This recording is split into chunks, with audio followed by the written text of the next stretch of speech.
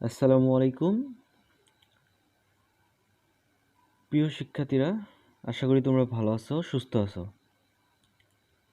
আজকের অনলাইন ক্লাসে তোমাদের সবাইকে স্বাগত জানাচ্ছি। আমি Mohammad Shahinul Islam, trade instructor, general electronics, Puthia বালিকা উচ্চ বিদ্যালয়। আজকে আমরা নবম ও দশম শ্রেণীর রসায়ন বিজ্ঞানের তৃতীয় অধ্যায় পদার্থের গঠন নিয়ে আমরা কথা বলবো। চলো এবার দেখে নিই আজকে আমরা যে বিষয়গুলো নিয়ে কথা বলবো সেগুলি হচ্ছে, এই অধ্যায় পাঠ শেষে আমরা যে বিষয়গুলো জানব সেগুলি হলো অণু ও পরমাণু ব্যাখ্যা করতে পারবো, মৌলের ইংরেজি ও ল্যাটিন নাম থেকে তাদের প্রতীক লিখতে পারবো, মৌলিক ও স্থায়ী কণিকাগুলোর বৈশিষ্ট্য বর্ণনা করতে পারবো, পারমাণবিক ভর সংখ্যা ব্যাখ্যা করতে পারবো, পরমাণুর ইলেকট্রন, প্রোটন ও নিউট্রন সংখ্যা হিসাব করতে পারবো, আপেক্ষিক পারমাণবিক ভর ব্যাখ্যা করতে পারবো, আপেক্ষিক পারমাণবিক ভর থেকে আপেক্ষিক আণবিক ভর হিসাব করতে পারবো।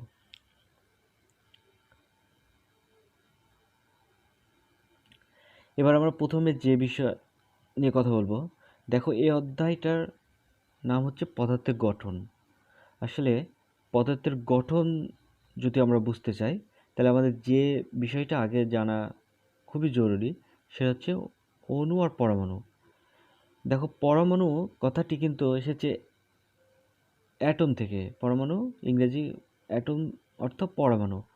অ্যাটম কথাটি এসেছে গ্রিক শব্দ এ টম, এ আর টম থেকে গ্রিক অ্যাটম কথাটি এসেছে। ডেমোক্রিটাস মতবাদ দিয়েছিল যে পরমাণুকে আর ভাঙা যায় না।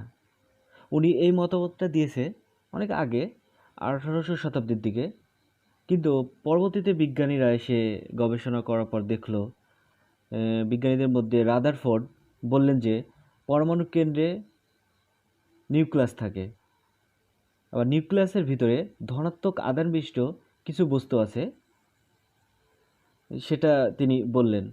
পরে বিজ্ঞানীদের গবেষণার ফলে আবার পরে আইডেন্টিফাই করা হয়েছে, যে মানে আইডেন্টিফাই করে দেখলো যে নিউক্লিয়াসের মধ্যে একটি প্রোটন থাকে। নিউক্লিয়াসের মধ্যে প্রোটন থাকে। প্রোটন কি আবার ধনাত্মক চার্জ বিশিষ্ট একটি বস্তু বা রাসায়নিক সত্তা। ঠিক আছে, তারপরে দেখো আমাদের যে বিষয়টা জানতে হবে সেটা হচ্ছে অণু। অণু কথাটি এসেছে মলিকিউল থেকে। মলিকিউল কথাটা থেকে অণুটা এসেছে। একজন ইতালিয়ান বিজ্ঞানী, তোমরা সবাই নাম শুনছো,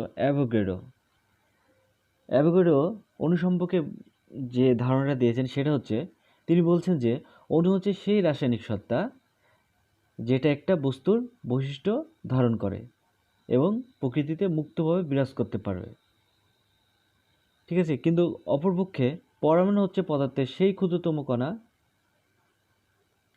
যে কিনা বস্তুর বৈশিষ্ট্য ধারণ করবে এবং রাসায়নিক বিক্রিয়ায় অংশগ্রহণ করবে, তবে প্রকৃতিতে মুক্তভাবে বিরাজ করতে পারবে না।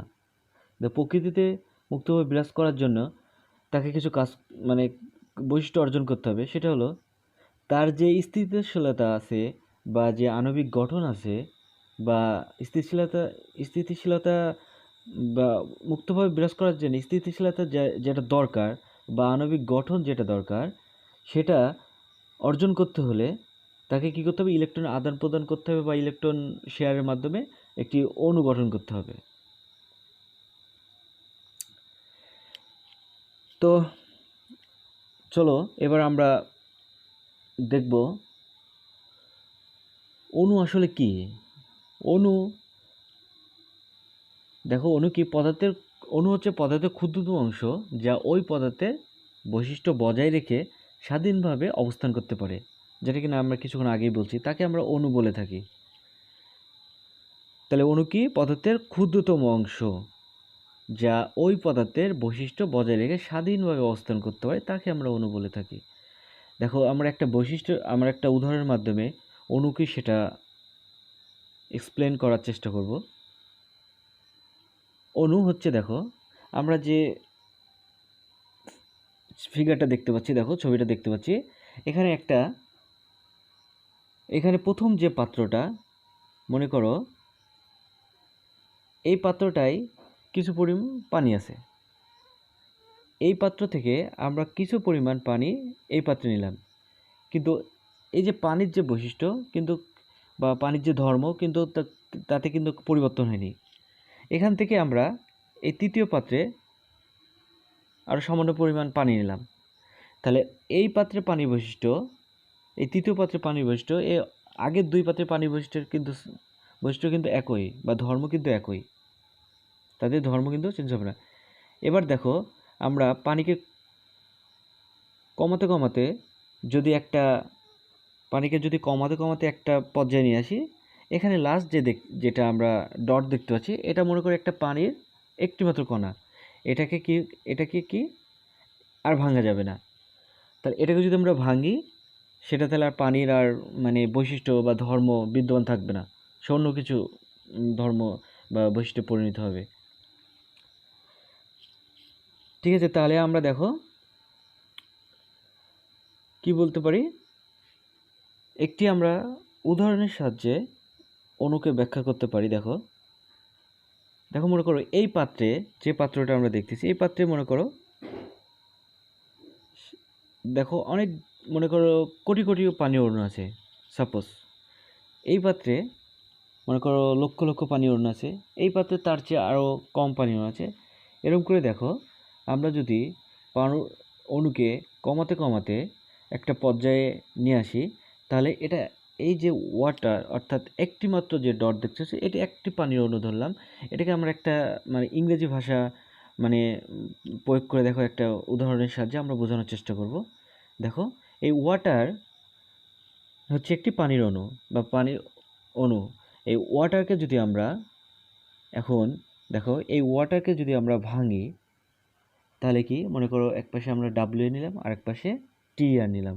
তাহলে টি আর এর মধ্যে কিন্তু পানির বৈশিষ্ট্য নেই, বা ডাব্লিউ এর মধ্যেও কিন্তু পানির বৈশিষ্ট্য নেই। সো ওয়াটারকে আমরা ভাঙার পরে যে ডাব্লিউ এ টি আর আলাদা করে পেলাম, কিন্তু এই দুইটার মধ্যে কিন্তু পানির বৈশিষ্ট্য বিদ্যমান নাই। সো সুতরাং আমরা কি বলতে পারি, তাহলে এতক্ষণ যেটা আমরা দেখলাম সেখান থেকেও আমরা বলতে পারি, তাহলে অণু হচ্ছে সেই পদার্থের ক্ষুদ্রতম অংশ যাকে ভাঙলে ওই পদার্থের ধর্ম আর থাকে না।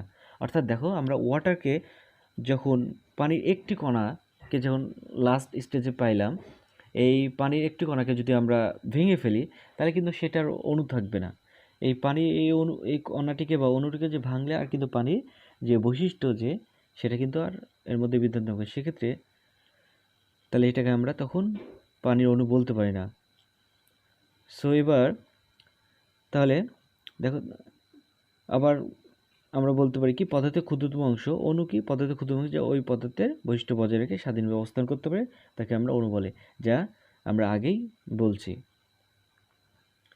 এবার আমরা কথা বলবো পরমাণু নিয়ে। দেখো পরমাণু কি, পরমাণু হচ্ছে অণু গঠনকারী ক্ষুদ্রতম কণা যাদের কোনো স্বাধীন অস্তিত্ব নেই, তাদেরকে পরমাণু বলা হয়। দেখো তাদের কোনো স্বাধীন অস্তিত্ব নেই, এক বা একাধিক পরমাণুর সাহায্যে কিন্তু আমরা অণু গঠন করে থাকি। তাহলে দেখো একটা আমরা যে উদাহরণের মাধ্যমে যে অণু ব্যাখ্যা করছি, সেই উদাহরণের মধ্যে আমরা পরমাণুটা ব্যাখ্যা করি। একটু আগে আমরা যে দেখছি ওয়াটারকে যদি ভাঙি ডাব্লিউ পাওয়া যায়, আর কি পাওয়া যায়, টি আর পাওয়া যায়।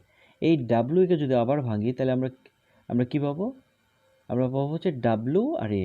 টি আরকে যদি আমরা ভাঙি, তাহলে পাবো আলাদা করে টি পাবো, ই পাবো আর আর পাবো। সো তাহলে দেখো, তাহলে আমরা বলতে পারি যে তাহলে পরমাণু আমরা সম্পর্কে কি বলতে পারি, পরমাণু হচ্ছে অণু গঠনকারী ক্ষুদ্রতম কণা যাদের কোনো স্বাধীন অস্তিত্ব নেই। দেখো এই যে ওয়াটার যে গঠন হয়েছে, এ তো কী নিয়ে, ডাব্লিউ এ টি ই আর এগুলি নিয়ে, তাই না? তাহলে অণু গঠন করতে অবশ্যই পরমাণু লাগবে। যদি ওয়াটারটা যদি পরমাণু হয়, তাহলে এই যে এই যে আলাদা আলাদা যে বর্ণ সেগুলিকে কি বলতে, সরি, ওয়াটারটা যদি অণু হয় তাহলে আমরা আলাদা আলাদা যে বর্ণ WATR এগুলিকে আমরা কি বলতে পারি? পরমাণু বলতে পারি। দেখো এই WATR কে যদি আমরা ভাঙি তো আমরা দেখলামই, তো যদি ভাঙি আলাদা আলাদা যে বর্ণ পাচ্ছি WATR, দেখো এই বর্ণগুলো আমরা আগেই বলছি ইংরেজি একটা ভাষা ওয়ার্ডের মাধ্যমে আমরা এই উদাহরণটা প্রকাশ করছি। দেখো ইংরেজি বর্ণমালা কিন্তু 26টা বর্ণ আছে। 26টা বর্ণ আলাদা আলাদা যখন বসে তখন কিন্তু কোনোই অর্থ প্রকাশ করে না। যেমন ডাব্লু কি এগুলিকে অর্থ প্রকাশ করছে, টি একটা বর্ণ, ই একটা বর্ণ, আরেকটা বর্ণ, কোনোই অর্থ প্রকাশ করছে না। যখন WATR একসাথে হচ্ছে ওয়াটার, তখন একটা কিন্তু অর্থ প্রকাশ করছে। সো আমরা তাহলে কি বলতে পারি? তাহলে একসাথে আমরা অণু ও পরমাণু সম্পর্কে আমরা কি বলতে পারি? দেখো দেখো ইংরেজি যে বর্ণমালাগুলো আলাদা আলাদা যদি থাকে, যখন এগুলিকে কি বলে আমরা লেটার বা বর্ণ, ওই বর্ণগুলো যখন একসাথে হয়ে যখন একটা ওয়ার্ড তৈরি হয়, তাকে ওয়ার্ড বা শব্দ তৈরি হয়, তাকে আমরা তখন আমরা এটাকে ওয়ার্ড বলি। সবগুলো বর্ণ যদি আলাদা আলাদা বা দুই বা ততোধিক বর্ণ একত্রিত হয়ে যায় একটা ওয়ার্ড যদি গঠন করে, তখন আমরা কিন্তু একটা ওয়ার্ড গঠিত হয়। সো তাহলে এখান থেকে আমরা বলতে পারি কি, যদি মানে যদি ওয়ার্ডটা যদি রসায়নের ভাষায় আমরা তাহলে কি বলতে পারি? ওয়ার্ডটা যদি একটি অণু যদি হয়, তাহলে GOD এই যে বর্ণগুলো আছে এগুলিকে আমরা কি পরমাণু বলতে পারি। আমরা জানি রসায়নে 128টি মৌল আছে বা পরমাণু আছে। এই পরমাণুগুলো যখন একা একা অবস্থান করে তখন কিন্তু তাদের বৈশিষ্ট্য একরকম থাকে। যখন দুই বা ততোধিক যখন পরমাণু একসাথে বিক্রিয়া করে কোনো অন্য একটা বৈশিষ্ট্যের বস্তু তৈরি করে, সেটাকে আমরা কি বলি? অণু বলি। ঠিক আছে? তাহলে দেখো প্রত্যেকটি আবারও আমরা ইংরেজি বর্ণমালায় যে বর্ণগুলায় দুই বা ততোধিক বর্ণ একসাথে হয়ে যায়, দেখো বিভিন্ন রকম যে অর্থ প্রকাশ করে, যেমন Apple, bat, city, cat, dog. আবার দেখা যাচ্ছে রসায়নের ভাষায় আমরা দুই বা ততোধিক পরমাণু যদি একত্রিত হয়ে কেউ যেমন পানির অণু, চিনির অণু এগুলি গঠন করে থাকে। সেইবার আমরা কথা বলবো অণুর প্রকারভেদ নিয়ে। দেখো অণু হচ্ছে দুই প্রকার, একটা হচ্ছে মৌলিক অণু, একটা হচ্ছে যৌগিক অণু। তাহলে মৌলিক অণুটা কি? দেখো যে সকল অণুকে ভাঙলে এক প্রকার পরমাণু পাওয়া যায় তাকে আমরা মৌলিক অণু বলবো। তো কি দেখো, যে সকল অণুকে ভাঙলে এক প্রকার পরমাণু পাওয়া যায়, অর্থাৎ আমরা দেখো উদাহরণের সাহায্যে আমরা বলতে পারি। এখানে দেখো যে চিত্রটা দেখতে, এটা তরল ব্রোমিন মনে করো, তরল ব্রোমিনের একটা পাত্র। এই তরল ব্রোমিনকে আমরা যদি তরল ব্রোমিন থেকে এখানে অনেক মনে করো লক্ষ কোটি কোটি অনেক তরল ব্রোমিন আছে, মনে করো অনেকগুলা তরল ব্রোমিনের অণু নিয়ে একটা তরল ব্রোমিন তৈরি হয়েছে। তাহলে এখান থেকে যে তরল ব্রোমিনকে যদি আলাদা করা হয় আর এই তরল ব্রোমিনকে যদি আমরা ভাঙি, তাহলে আমরা কি পাবো? দুইটা ব্রোমিন পরমাণু পাবো। সো দেখো এই ব্রোমিন অণুকে যদি ভাঙি, দেখো আমরা এক প্রকারই পরমাণু পাচ্ছি, শুধু ব্রোমিনই পাচ্ছি, অন্য কিন্তু পরমাণু আমরা পাই নাই। সো এটাকে আমরা কি বলতে পারি? এটা একটা মৌলিক অণু। তাহলে দেখো আমরা উদাহরণের সাহায্যে আরও উদাহরণ দিতে পারি। তাহলে কি আমরা একটু আগে উদাহরণ যেটা ব্রোমিন অণু হচ্ছে একটা মৌলিক পরমাণু, হাইড্রোজেন অণু হচ্ছে একটা মৌলিক পরমাণু। ঠিক আছে? এগুলিকে ভাঙলে, হাইড্রোজেনকে ভাঙলে শুধু হাইড্রোজেনই আমরা পাবো, ব্রোমিনকে ভাঙলে শুধু ব্রোমিন পরমাণুই পাবো। সো এগুলি হচ্ছে কি মৌলিক অণু। যৌগিক অণুটা কি বলো? দুই বা ততোধিক মৌলিক পরমাণুর একত্রিত যুক্ত হয়ে যে অণু গঠন করে তাকে যৌগিক অণু বলে। অর্থাৎ দুই বা ততোধিক মৌলিক পরমাণু একত্রিত যুক্ত হয়ে, তাহলে তাকে আমরা বলবো কি? যৌগিক অণু। দেখো উদাহরণের সাহায্যে আমরা এখানে দেখতে পাচ্ছি কি পানি দেখতে পাচ্ছি। এখানে পানিতে মনে করো অনেকগুলা পানির অণু আছে, এখান থেকে যদি একটা পানির অণু আমরা আলাদা করি, দেখো এই পানিকে যদি আমরা ভাঙি তাহলে আমরা কি পাচ্ছি? দুইটা হাইড্রোজেন পরমাণু পাচ্ছি, একটা অক্সিজেন পরমাণু পাচ্ছি। তাহলে আমাদের সংজ্ঞা অনুযায়ী দেখো দুই বা ততোধিক মৌলিক পরমাণু পাওয়া যাবে। তাহলে এখানে আমরা দুই প্রকার মৌলিক পরমাণু পাচ্ছি। কি মৌলিক পরমাণু হচ্ছে? হাইড্রোজেন আর অক্সিজেন। অর্থাৎ পানি অণুকে ভেঙলে হাইড্রোজেন আর অক্সিজেন, তাহলে আমরা পানির অণুটা কি? একটা যৌগিক অণু। ওকে, তাহলে আমরা আরও উদাহরণের সাহায্যে দেখতে পাই। দেখো সেটা হচ্ছে লবণ। Sodium chloride. সোডিয়াম ক্লোরাইড থেকে যদি আমরা সোডিয়াম ক্লোরাইডের একটা অণু ভাঙি তাহলে একটা সোডিয়াম ক্লোরাইডের অণু পাচ্ছি। এখান থেকে অনেকগুলো অণুর মধ্যে একটা সোডিয়াম ক্লোরাইড। এই সোডিয়াম ক্লোরাইডকে যদি আবার আমরা ভাঙি সেটা তাহলে কী পাবো আমরা? সোডিয়াম আর ক্লোরিন নামক দুইটা পরমাণু পাবো। সো 2 রকম পরমাণু পাচ্ছি। সো এটাও একটা কি? যৌগিক অণু। তাহলে দেখো যৌগিক অণু তাহলে পানির অণু আর সোডিয়াম ক্লোরাইডের অণু কিন্তু কি? যৌগিক অণু।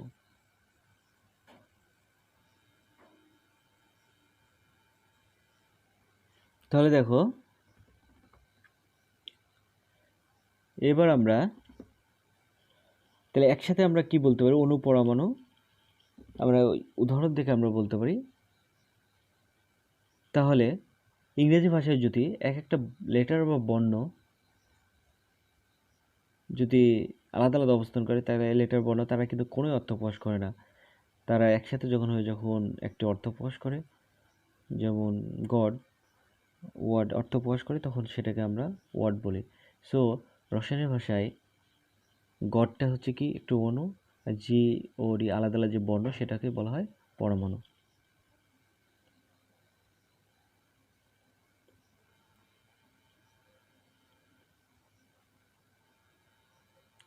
তাহলে দেখো যৌগিক অণু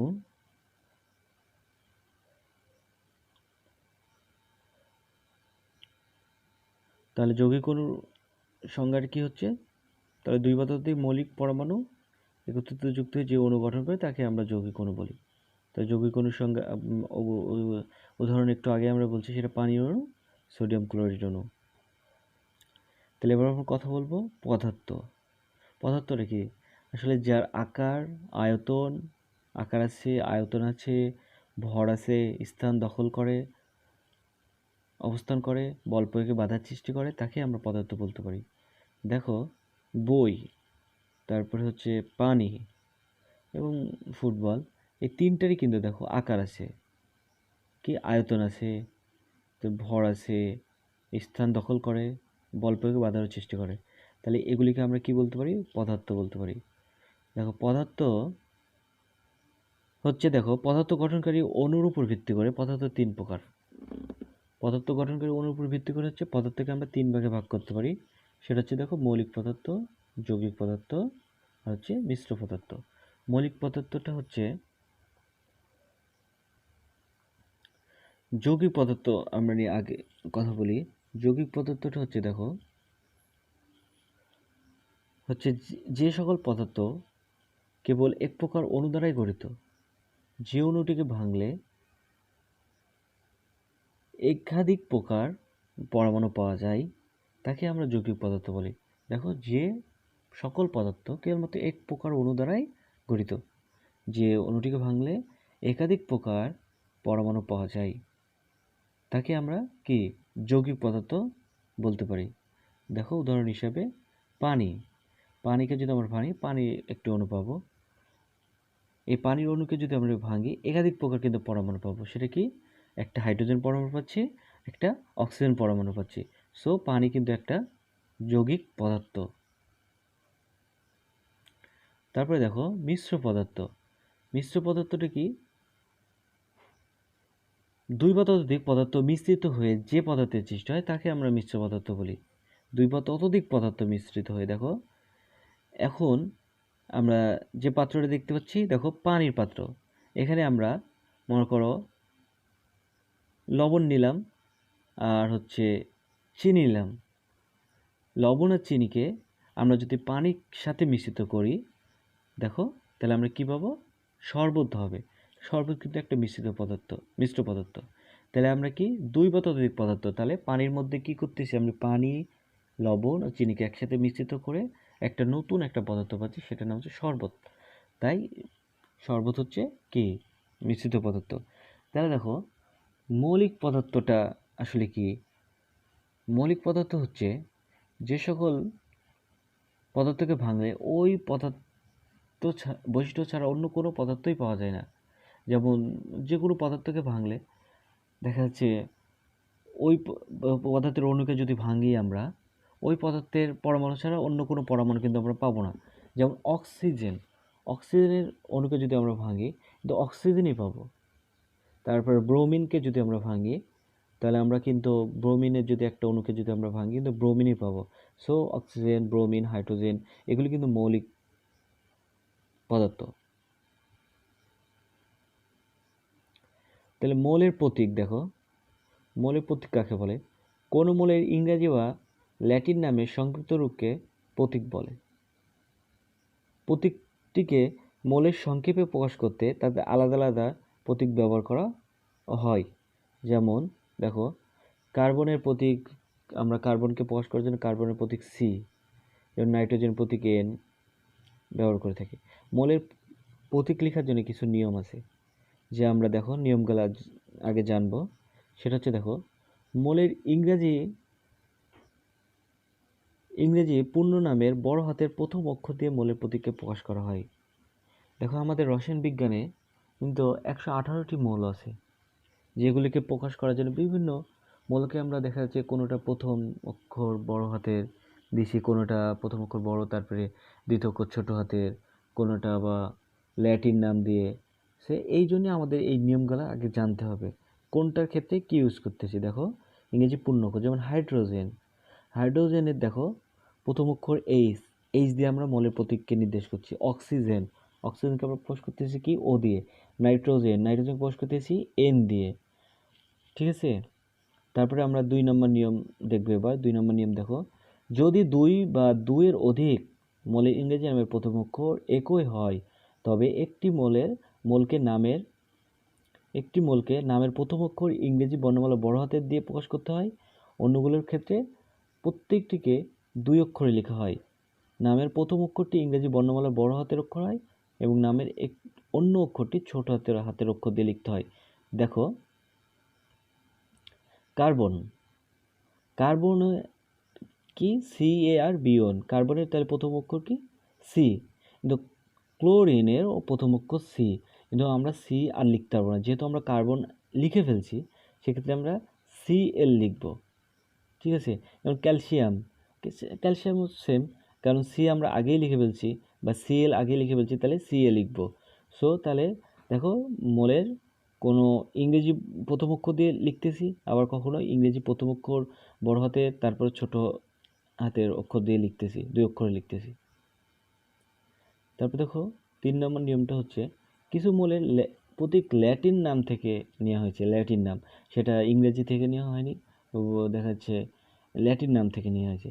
যেমন দেখো সোডিয়ামের ল্যাটিন নাম হচ্ছে নেটেরিয়াম। ঠিক আছে, নেটেরাম। তাহলে সোডিয়ামের লিখতে আমরা প্রতীক প্রকাশ করতে কী ব্যবহার করছি? Na। দেখো এখানে কিন্তু copper Cu, potassium K, silver Ag, tin Sn, antimony Sb। ঠিক আছে, এগুলি সবই কিন্তু ল্যাটিন নাম।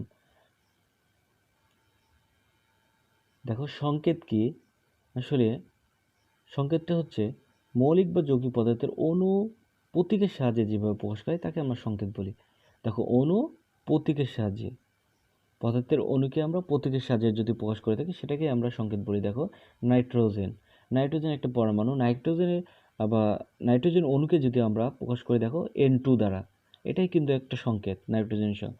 তারপরে অ্যামোনিয়া অণুকে যদি আমরা সংকেতের মাধ্যমে প্রকাশ করি NH3, chlorine Cl2, sulphuric acid H2SO4, hydrochloric acid HCl। ঠিক আছে, এগুলিকে আমরা সংকেত বলে থাকি। পরমাণুর মূল কণিকা নিয়ে এবার আমরা কথা বলবো। পরমাণুকে ভাঙলে দেখো অনেক ধরনের কণিকা পাওয়া যায়। এর মধ্যে দেখা যাচ্ছে অনেক কণিকা আছে যে সকল ক্ষুদ্র কণিকা দ্বারা পরমাণু গঠিত তাদেরকে পরমাণু মূল কণিকা বলা হয়। মূল কণিকা হচ্ছে 3 প্রকার। পদার্থ যে সকল ক্ষুদ্র কণিকা দ্বারা পরমাণু গঠিত হয় তাদেরকে পরমাণু মূল কণিকা বলা হয়। কারণ হচ্ছে একটা স্থায়ী মূল কণিকা, একটা হচ্ছে অস্থায়ী মূল কণিকা, একটা হচ্ছে কম্পোজিট মূল কণিকা।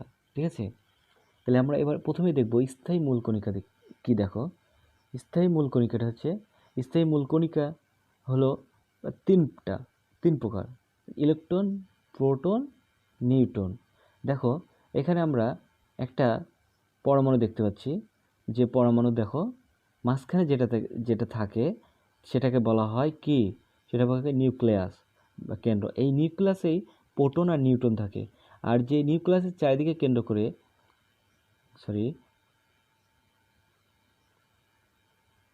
নিউক্লিয়াসের চারিদিকে কেন্দ্র করে দেখো, নিউক্লিয়াসের চারিদিকে কেন্দ্র করে ইলেকট্রন কিন্তু কি ঘুরে। এই তিনটাকেই বলা হয় স্থায়ী মূলকণিকা। দেখো স্থায়ী মূলকণিকা। আবার ইলেকট্রন হচ্ছে কি, দেখো ইলেকট্রন হলো একটি পরমাণু একটি মূলকণিকা যার আধান বা চার্জ কিন্তু ঋণাত্মক বা নেগেটিভ, বা আধানের পরিমাণ, ইলেকট্রন আধান পরিমাণ কিন্তু কি, দেখো ইলেকট্রন আধান পরিমাণ হচ্ছে মাইনাস, যেহেতু ঋণাত্মক, তাহলে 1.6 ইন্টু 10⁻19 কুলম্ব। আধানকে মানে ইলেকট্রনের আধান যেটা আছে, আধানকে কুলম্ব দ্বারা প্রকাশ করে, চার্জের একক জানি আমরা কুলম্ব। একে কি দ্বারা প্রকাশ করা হয়? ই দ্বারা প্রকাশ করা হয়। একটি ইলেকট্রনের ভর হচ্ছে 9.11 ইন্টু 10⁻28 গ্রাম। ঠিক আছে। ইলেকট্রনের আপেক্ষিক আধানকে 1 ধরা হয় এবং আপেক্ষিক ভরকে কি ধরা হয়? 0 ধরা হয়। এবার আমরা দেখব প্রোটন। প্রোটনটা কি? দেখো প্রোটন হলো পরমাণু মূলকণিকা যার চার্জ বা আধান কিন্তু ধনাত্মক বা পজিটিভ। এই আধানের পরিমাণ দেখো প্লাস, একই মান, কিন্তু এটা ইলেকট্রনের চেয়ে নেগেটিভ, এটা পজিটিভ, প্লাস 1.6 ইন্টু 10⁻19 কুলম্ব। একে পি দ্বারা প্রকাশ করা হয়। একটি প্রোটনের ভর হচ্ছে দেখো 1.67 ইন্টু 10⁻24 গ্রাম। ঠিক আছে। 24। প্রোটনের আপেক্ষিক আধান +1, প্রোটনের আপেক্ষিক ভরকে 1 ধরা হয়। ঠিক আছে। দেখো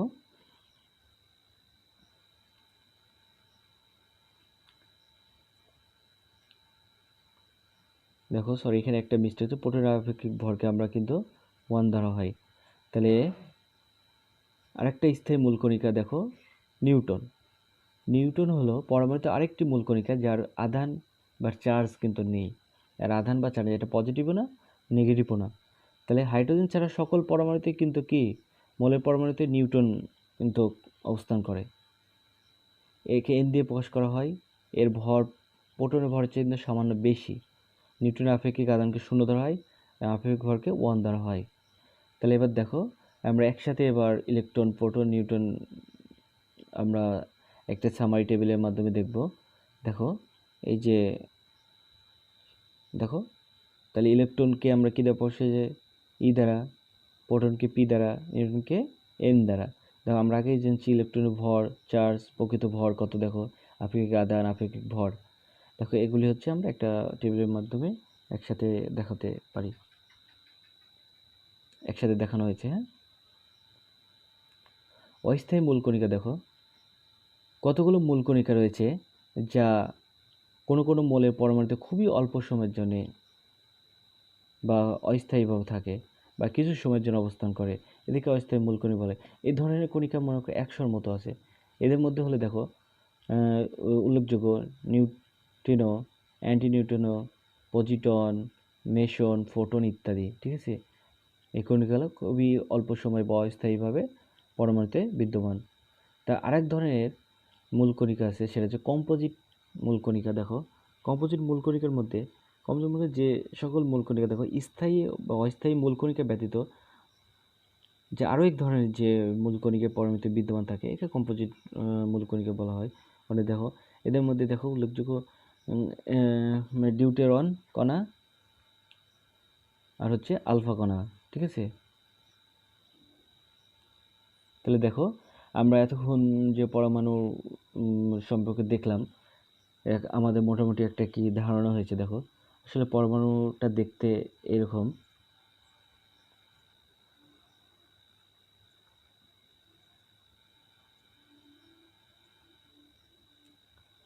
দেখো পরমাণুটা দেখতে এরকম। ঠিক আছে। কিন্তু আসলে পরমাণু কিন্তু খালি চোখে কিন্তু দেখা যায় না। এবার আমরা কথা বলবো পারমাণবিক সংখ্যা নিয়ে। দেখো আসলে পারমাণবিক সংখ্যা কাকে বলা হয়? কোনো মোলের একটি পরমাণু নিউক্লিয়াসে উপস্থিত প্রোটনের সংখ্যাকে ওই মোলের সংখ্যা বলা হয়। অর্থাৎ নিউক্লিয়াসে যে প্রোটন সংখ্যা, যতগুলো প্রোটন সংখ্যা উপস্থিত থাকবে তাকে আমরা পারমাণবিক সংখ্যা বলতে পারি। তাহলে দেখো পারমাণবিক সংখ্যাকে অ্যাটমিক নাম্বার বলা হয় ইংরেজিতে, একে জেড দ্বারা প্রকাশ করা হয়। যেমন হিলিয়ামের পারমাণবিক সংখ্যা 2, দেখো। তাই একটি হিলিয়াম এর পরমাণুতে দেখো, একটি হিলিয়ামের পরমাণুতে কিন্তু 2টা প্রোটন থাকে, তার জন্য হিলিয়ামের পারমাণবিক সংখ্যা 2। যেমন অক্সিজেনের একটি অক্সিজেন পরমাণুতে দেখো কয়টি, 8টি প্রোটন থাকে, তাই অক্সিজেন পারমাণবিক সংখ্যা কিন্তু 8। দেখো আমরা আরও উদাহরণ পারমাণবিক সংখ্যা যেগুলি আমাদের পরবর্তী চ্যাপ্টার 4th অধ্যায়ে যেমন পর্যায় সারণীতে আছে, সেখানে আমরা ডিটেলস আসলে শিখব। তারপরে আমাদের এই অধ্যায়ে কিছু জিনিস আমাদের জানতে হবে, সেটা দেখো মানে কোন মৌলের, যে আমাদের রসায়ন বিজ্ঞানে যে পর্যায় সারণীতে যে 128টি মৌল আছে, 128টি মৌলের মধ্যে কোন মৌলের হচ্ছে পারমাণবিক সংখ্যা কত, সেটা বা প্রতীক কত, এটা তো আমরা কিছুক্ষণ আগে জানছি। এগুলো কিন্তু আমরা জানতে হবে। অ্যাটলিস্ট মিনিমাম 40টা মৌল দেখেছি আমাদের, আমরা দেখাইছি এই পার্টে। এই মৌলগুলা বা পারমাণবিক সংখ্যা বা প্রতীক এগুলি তোমরা মুখস্থ করবা। দেখো হাইড্রোজেন হচ্ছে পারমাণবিক সংখ্যা হচ্ছে 1। দেখো হিলিয়াম 2, লিথিয়াম 3, এরকম করে দেখো ম্যাগনেসিয়াম 12, অ্যালুমিনিয়াম 13। দেখো এই অ্যালুমিনিয়াম 13 মানে হচ্ছে অ্যালুমিনিয়ামের একটি পরমাণুতে 13টি প্রোটন আছে। কিন্তু অ্যালুমিনিয়ামকে কী দ্বারা প্রকাশ করে, এল দ্বারা প্রকাশ করা হয়। দেখো আমরা পারমাণবিক প্রতীকও কিন্তু এখানে দেখেছি। এরকম করে দেখা যাচ্ছে আমাদের, এরকম করে দেখা যাচ্ছে আরও আমরা 26 পর্যন্ত এখানে দেখো দেখাইছি 26 পর্যন্ত। তারপরে 26 হচ্ছে কি আয়রন, ঠিক আছে। 25 হচ্ছে ম্যাঙ্গানিজ। তারপরে ক্রোমিয়াম, ক্রোমিয়াম কিন্তু সিআর দ্বারা প্রকাশ করা হয়। তারপরে এদিকে দেখো কোবাল্ট হচ্ছে 27, কোবাল্টকে সিও দ্বারা প্রকাশ করে, কোবাল্টের পারমাণবিক সংখ্যা 27। তারপরে রুবিডিয়াম, তারপর হচ্ছে 37 আরবি দ্বারা প্রকাশ করা হয়। এরকম করে দেখো আমরা 40 পর্যন্ত দেখাইছি। ওকে, এগুলি তোমাদেরকে কী করতে হবে, মুখস্থ করতে হবে। আর আমরা পরবর্তী যে ক্লাসে বা পরবর্তীতে অনলাইন যে ভিডিও আমরা ক্লাস নিব, সেটাতে আমরা পর্যায় সারণী যখন আমরা আলোচনা করব, সেখানে আমরা ডিটেলস আসলে মৌলগুলোর পারমাণবিক সংখ্যা, ভর সংখ্যা নিয়ে আমরা আরও কথা বলবো, বা এগুলি মনে রাখার যে কৌশল, এগুলি নিয়েও কিন্তু আমরা আলোচনা করব। দেখো পারমাণবিক ভর সংখ্যা কাকে বলা হয়। ভর সংখ্যা হচ্ছে কোনো পরমাণুতে উপস্থিত প্রোটন এবং নিউট্রনের সংখ্যার যোগফলকে ভর সংখ্যা বলা হয়। অর্থাৎ তাহলে আমরা ভর সংখ্যা সমান বলতে পারি কি, প্রোটন সংখ্যা যোগ নিউট্রন সংখ্যা। তাহলে দেখো ভর সংখ্যাকে ম্যাস নাম্বার বলা হয়, ইংরেজিতে এ দ্বারা প্রকাশ করা হয়। যেমন হিলিয়ামের পারমাণবিক ভর 8। দেখো হিলিয়ামের পারমাণবিক 8 বলতে যে একটা হিলিয়াম পরমাণুতে দেখো 2টা প্রোটন সংখ্যা আছে এবং 2টা নিউট্রন সংখ্যা আছে, এদের যোগফল কিন্তু কি ভর সংখ্যা হয়, তাই ওদের ভর সংখ্যা হচ্ছে 4। তারপরে অক্সিজেন, দেখো একটা অক্সিজেন পরমাণুতে দেখো 8টি প্রোটন সংখ্যা আছে, 8টি নিউট্রন সংখ্যা, তো অক্সিজেনের ভর সংখ্যা কিন্তু 16। দেখো এই ভর সংখ্যা আমরা পর্যায় সারণী দেখবা, আমরা যখন করবো তখন দেখাবো। তারপরে বলে কি পর্যায় সারণীর উপরের দিকে বাম পাশের উপরের কোনায় ভর সংখ্যাগুলো লেখা থাকে, ঠিক আছে। এবার আমরা কথা বলি ইলেকট্রন, প্রোটন, নিউট্রন সংখ্যার মধ্যে সম্পর্ক। দেখুন ইলেকট্রনকে তো আমরা জানি ই দ্বারা প্রকাশ করে, এর তো আধান ও -1। তারপর প্রোটনকে পি দ্বারা প্রকাশ করে, প্রোটনের আধান +1। নিউট্রন তো চার্জবিহীন। দেখো এটা হচ্ছে আমাদের একটা পরমাণু, যেটা আমরা এখানে দেখাইছি। তাহলে এবার দেখো সেটা হচ্ছে এখানে আমরা যে একটা সোডিয়াম পরমাণু দেখাচ্ছি, সোডিয়াম পরমাণু দেখো কয়টা, 11টি কিন্তু প্রোটন আছে। সোডিয়ামের পারমাণবিক সংখ্যা কিন্তু 11। সোডিয়ামে কিন্তু সমান সংখ্যক কি ইলেকট্রন আছে, কারণ দেখা যাচ্ছে পরমাণু স্বাভাবিকভাবে চার্জ নিরপেক্ষ থাকে। ইলেকট্রন আদান প্রদানের ক্ষেত্রে বা বিক্রিয়া যখন অংশগ্রহণ করে, অণু গঠন করে, তখন কিন্তু দেখা যাচ্ছে পজিটিভ বা নেগেটিভ আয়নে পরিণত হয়। সেক্ষেত্রে তাছাড়া আদারওয়াইজ কিন্তু দেখা যাচ্ছে প্রোটন সংখ্যা যত হয়, নিউট্রন সংখ্যা কিন্তু সচরাচর ততই থাকে। এবং তাহলে আমাদের নিউট্রন সংখ্যা হচ্ছে সোডিয়াম পরমাণুতে 12টি। হ্যাঁ, পরমাণুকে যেভাবে প্রকাশ করা হয়, দেখো এখানে যে একটি কি হাইড্রোজেন পরমাণু দেখাচ্ছি। দেখো হাইড্রোজেন পরমাণুকে যখন বিক্রিয়ায় অংশগ্রহণ করে, কিন্তু আমরা হাইড্রোজেন লিখি না, আমরা কি লিখি, এইচ লিখি। সেম আমরা যখন হিলিয়াম পরমাণুকে দেখো এইচ দ্বারা প্রকাশ করি। এরকম আরও দেখা যায় পরমাণু, কার্বনকে আমরা সি দ্বারা প্রকাশ করি, অক্সিজেনকে আমরা ও দ্বারা প্রকাশ করি, সোডিয়ামকে আমরা এন এ দ্বারা প্রকাশ করি, ঠিক আছে। দেখো আমরা যদি কোনো পরমাণুকে যদি পরমাণুর বাম পাশে যদি ভর সংখ্যা এবং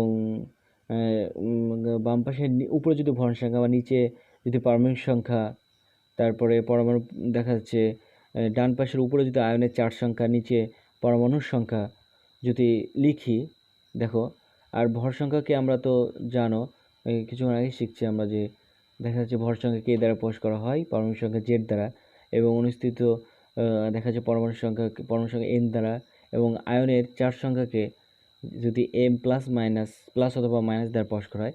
এবং একটি অজানা মৌলকে তাহলে আমরা কীভাবে প্রকাশ করতে পারি, দেখো একটা অজানা মৌলকে আমরা এভাবে প্রকাশ করতে পারি যে অজানা মৌলটি যদি এক্স হয় তাহলে তার পারমাণবিক ভর আমরা লিখবো বাম পাশের উপরে কোণায়, পারমাণবিক সংখ্যা লিখবো নিচে, চার্জকে লিখবো ডান পাশের উপরে কোণায়, এবং পরমাণুর সংখ্যা লিখবো ডান পাশে নিচের কোণায়।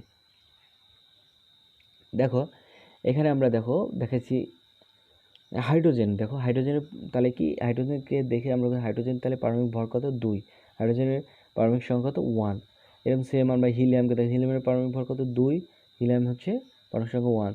সোডিয়াম যেমন 23, পারমাণবিক ভর 23, সোডিয়ামের পারমাণবিক সংখ্যা 11। আমরা এভাবে পরমাণুকে কিন্তু প্রকাশ করি, ঠিক আছে। তাহলে দেখো এবার আমরা ইলেকট্রন, প্রোটন, নিউট্রন সংখ্যা বের করার যে পদ্ধতি সেটা আমরা দেখব। এখানে আমরা দেখো একটা সোডিয়াম পরমাণুকে দেখাইছি। সোডিয়াম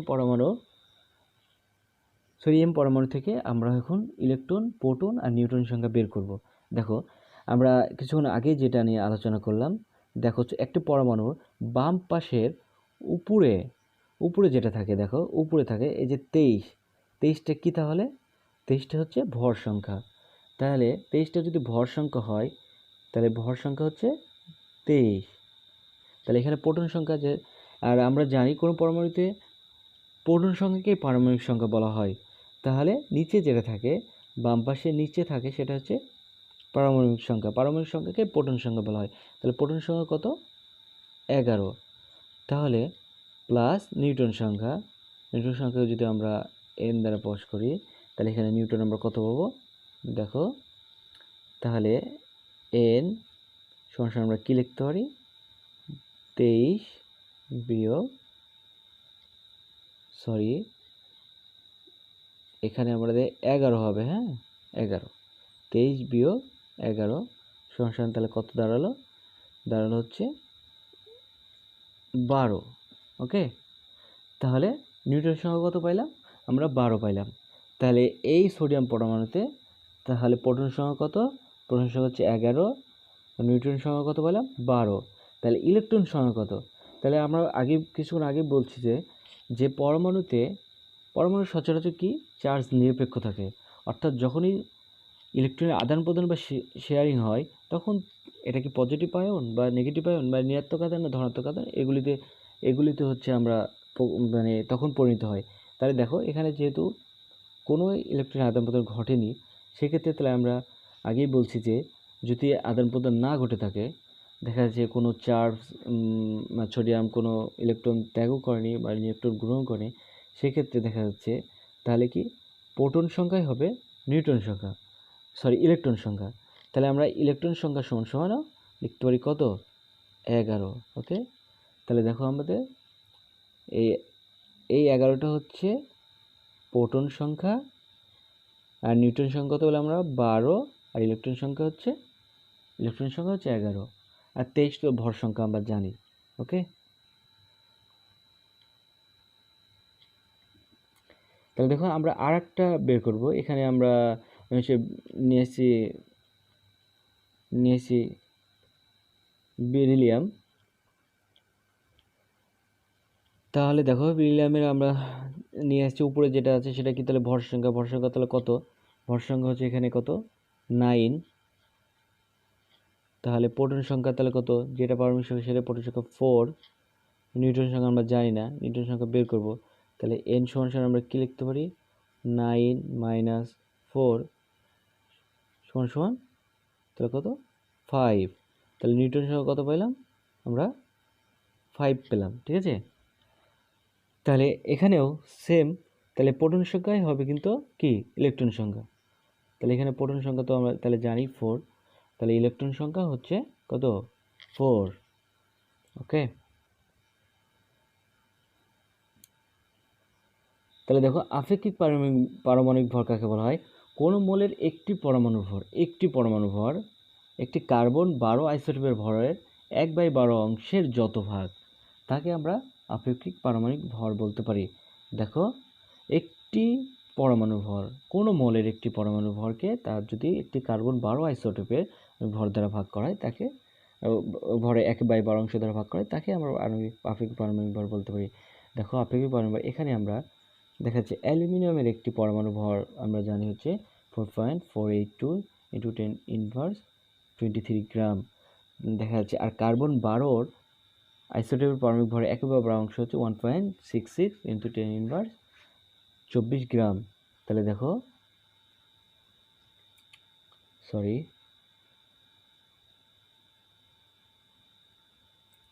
তাহলে অ্যালুমিনিয়ামের তাহলে আপেক্ষিক পারমাণবিক ভরটা কী হবে? দেখো, আপেক্ষিক পারমাণবিক ভরটা হবে, দেখো, ওই অ্যালুমিনিয়াম একটি অণুর ভর, একটি পরমাণু ভর, আর 12 আইসোটোপের পারমাণবিক ভরে কিন্তু কি ভরের যে ডিভাইডেড, এটাকে ক্যালকুলেশন করলে সম্ভবত হবে আমাদের যেটা হবে সেটাই হচ্ছে কি আপেক্ষিক পারমাণবিক ভর।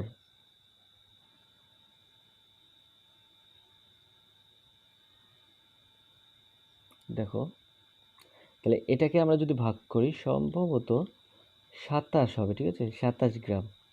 ওকে, গ্রাম হবে। তাহলে এই 27 গ্রামটা হচ্ছে অ্যালুমিনিয়ামের কি আপেক্ষিক পারমাণবিক ভর। ওকে,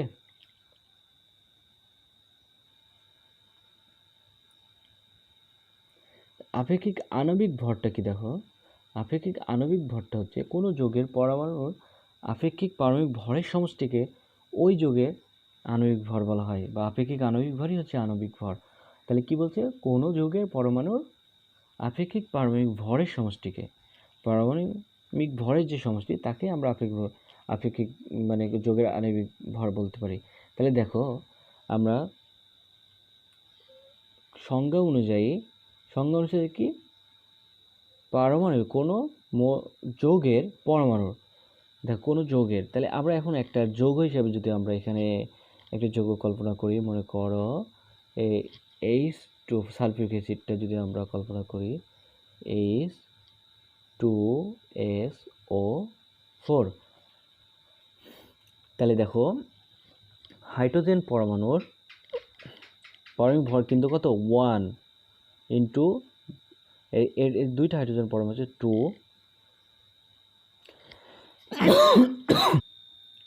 তাহলে দেখো, তাহলে যোগফলের সমষ্টি বলছে, তার মানে আমরা যোগ দিলাম সালফারের পারমাণবিক ভর হচ্ছে